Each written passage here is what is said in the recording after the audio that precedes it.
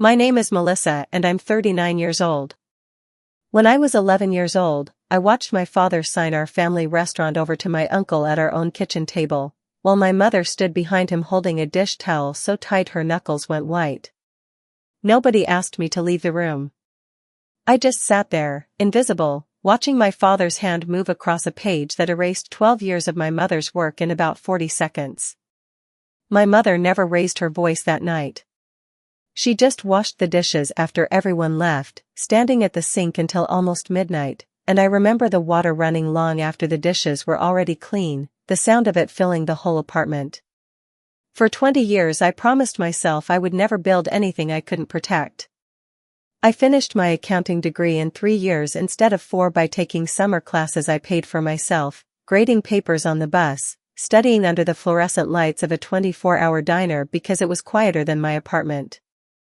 I opened my own small tax practice at 27, working out of a rented office above a dry cleaner, the smell of steam and detergent drifting up through the floor every afternoon.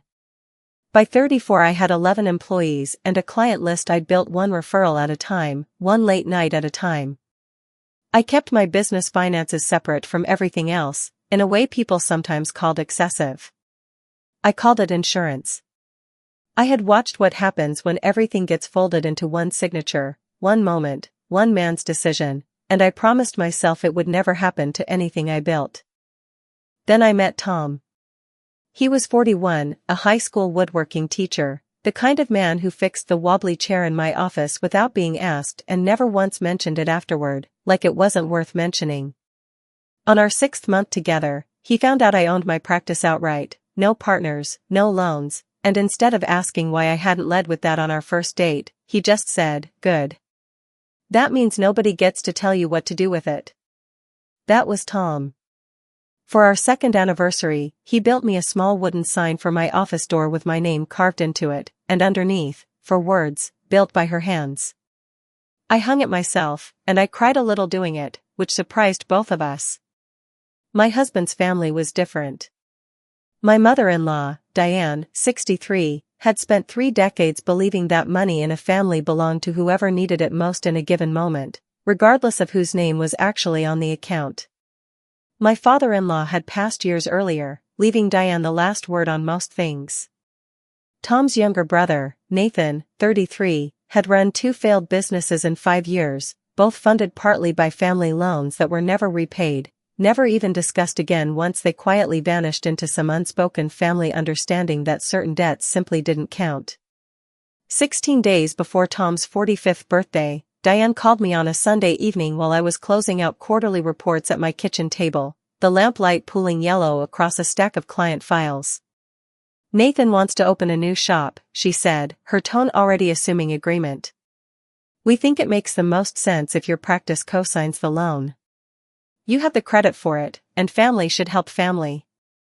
I told her I couldn't do that it wasn't a decision I could make alone even if I wanted to, since my practice had obligations of its own to protect, employees, clients, contracts with my name on them.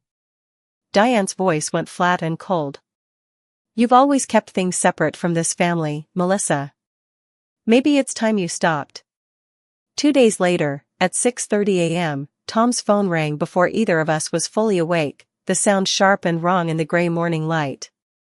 It was Nathan, already talking as if the loan were approved, already naming the storefront he wanted to lease on 5th Street. I lay there listening to Tom try to gently explain that it wasn't that simple, and I understood then that this had never really been about Nathan's shop. Diane was 63. She had watched one son struggle for 5 years, and if she couldn't fix it by pulling money from somewhere, she was afraid of what that failure said about her as a mother. Her fear wasn't cruelty. It was control dressed up as love, the same way it had been for my own father, all those years ago at that kitchen table. What Diane didn't know was that 3 years earlier, on the advice of my own lawyer, I had restructured my practice into a trust that legally separated it from any personal or marital assets, specifically so no one, not even Tom, not even me in a weak moment of guilt, could pledge it as collateral for someone else's risk. I had never explained the details to Diane. Tom knew. My lawyer knew. I had simply let people believe whatever they wanted to believe about how flexible my business might be, and I had waited, quietly, for a moment that I hoped would never actually come. The complication came 4 days later, when Tom's older sister called me, her voice gentle but pointed in the way that made it hard to say no without feeling cruel. "Just consider it," she said. "Nathan's tried so hard. Would it really hurt you to help, just this once? Even people who loved me sometimes wanted me to bend quietly, just to keep the peace intact." I told her I understood why she was asking, and I told her no. It didn't feel as heavy to say as it once would have, though my hands were shaking a little afterward, just slightly, just enough that I noticed. Diane pushed harder. She scheduled a meeting with the family's estate lawyer, the same attorney who had handled Tom's father's affairs for 20 years, and told everyone it was just a formality to finalize Nathan's loan paperwork. She asked me to come, framing it as a simple signature, nothing more. I went, not because I believed her, but because I wanted the record straight, on paper, in a room with a lawyer present, once and for all. The lawyer's office was small and quiet, wood-paneled, the kind of room where the only sound was the low hum of the air conditioning and the soft click of a pen being uncapped. Diane sat across the table, a folder of paperwork already open in front of her. Nathan sat beside her, avoiding my eyes. Tom sat next to me, tense, his knee bouncing slightly under the table. The lawyer, a calm older man named Mr. Ferris, slid a document toward me. "This authorizes your practice's assets as collateral against the new loan," he said. "We just need your signature here." I didn't reach for the pen. "I can't sign this," I said quietly. "My practice was restructured into an irrevocable trust 3 years ago. It legally can't be pledged as collateral, by me or anyone else. There's nothing to sign." Diane's face went pale, then sharp. "That's absurd. You never mentioned a trust." "Tom, tell her." That's when Tom, my husband, stood up so fast his chair scraped hard against the floor, his face red, his voice loud enough that Mr. Ferris actually looked up from his papers in alarm. "You'll regret this, Melissa.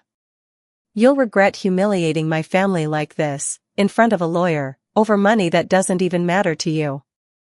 I didn't flinch. The room had gone completely silent except for the hum of the air conditioning. I looked at my husband, and I kept my voice as calm and quiet as it had been a moment before. "I'm not humiliating anyone," I said. "I'm telling the truth, in the one room where the truth actually matters. And the only thing I would regret is pretending, in front of a lawyer, that this was ever my decision to make a loan. It was never my money to give away, Tom. It was never yours either. That's not cruelty. That's just what's true." Nathan sat back in his chair, his shoulders dropping, all the earlier confidence draining out of him. Diane opened her mouth and then closed it, her hand resting flat on the folder like she could still will the paperwork into meaning something. Mr. Ferris quietly closed the file in front of him and said, gently, "There's nothing more to sign here today." Tom stood there a moment longer, breathing hard, and then slowly sat back down, his jaw tight, saying nothing else. For the first time in that room, nobody was waiting on Diane's word, or on Tom's anger. It was just quiet, the kind of quiet that comes after a true thing has finally been said out loud in a place where it couldn't be talked around. Diane didn't speak to me for 2 weeks after that. Tom and I didn't speak much either, not out of anger on my side, but because he needed time to sit with what he'd said, and I needed him to sit with it without me rushing in to smooth it over the way I might have years earlier. When he finally did talk, it wasn't a grand apology. It was small and specific, said quietly one evening over dishes, "I said something to you in that office I shouldn't have said, in front of people, about something that was never even about you being wrong. It wasn't everything. But it was real, and it was a start, and it was more than my own father had ever offered my mother." Nathan called me himself, eventually, his voice quiet in a way I'd never heard from him before. He didn't ask for money again. He asked, instead, if I'd look over his actual business plan sometime, as an accountant, not as a source of funding. I said yes. I sat with him one Saturday afternoon at my office, the wooden sign with my name carved into it hanging on the door behind us, and we went through his numbers honestly, the real kind of help, instead of the kind that just moves debt quietly from one person to another. A few months later, on a quiet weekday evening, Tom and I sat at our own kitchen table, the lamp light pooling the same soft yellow it always did, going over paperwork for a small addition to our house, both our names on it this time, side by side, no one signing anything away for anyone else. Diane had softened, slightly, enough to send a card for our anniversary that didn't mention the trust or the lawyer's office at all. Nathan opened his shop 3 months later with a smaller loan, on his own name, on terms he could actually meet, and he sent me a photo of the storefront the day it opened with just 2 words underneath, Real One. I used to think protecting what you build meant keeping people out. It doesn't. It means being honest, even when the honesty is inconvenient, even when it happens in a quiet office with a lawyer watching and your own husband raising his voice beside you. Strength isn't the loudest voice in the room. It's the steadiest one. Setting a boundary doesn't mean punishing the people who cross it, it means being clear enough that they finally understand exactly where the line was all along. If you've ever sat in a room where someone raised their voice at you for simply telling the truth, and you found the calm to say it again anyway, quietly, without flinching, I hope you know that calm isn't weakness. It's the thing that makes the truth impossible to argue with. If this story meant something to you, subscribe, because every story here is for someone who needed to hear it today.